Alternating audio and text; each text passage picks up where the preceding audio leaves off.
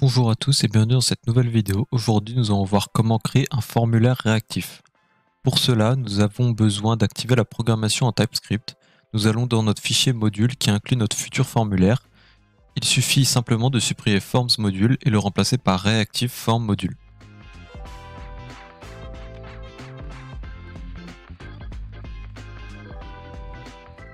Dans notre fichier newoffer.page.ts, nous allons commencer par créer une propriété form de type formGroup qui va nous permettre d'utiliser tout ce qui est en rapport avec ce dernier.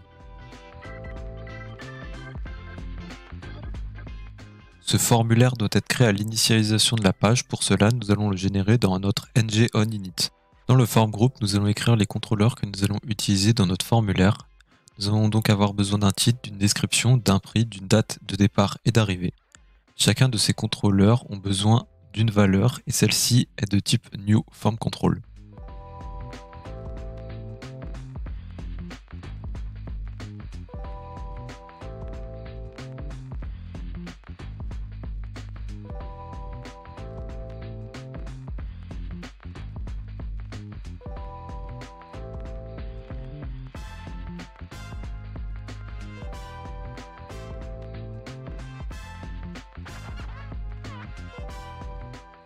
Dans un premier temps, ce formControl prend une valeur par défaut que je vais mettre à nul car je ne veux pas de titre par défaut, puis la deuxième valeur est un objet à configurer.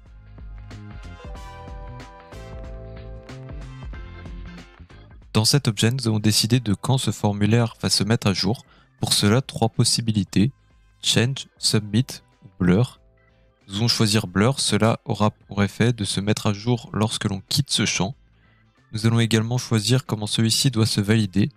C'est un tableau dans lequel l'objet validators qui est importé avec le formulaire Angular et je lui applique required.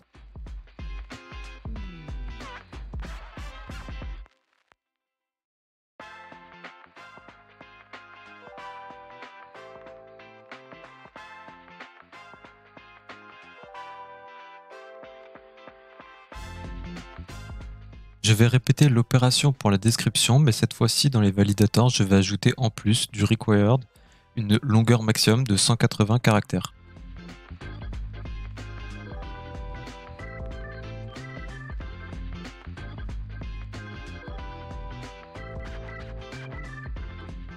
Pour le prix, c'est la même chose, sauf que dans les validators, cette fois, je vais demander un prix minimum de 1, comme ça les valeurs du prix ne pourront pas être négatifs ou de 0.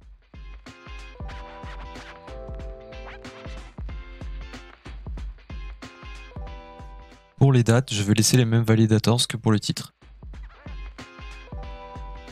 C'est tout pour aujourd'hui, la prochaine fois, nous synchroniserons le formulaire avec un template sur notre page HTML.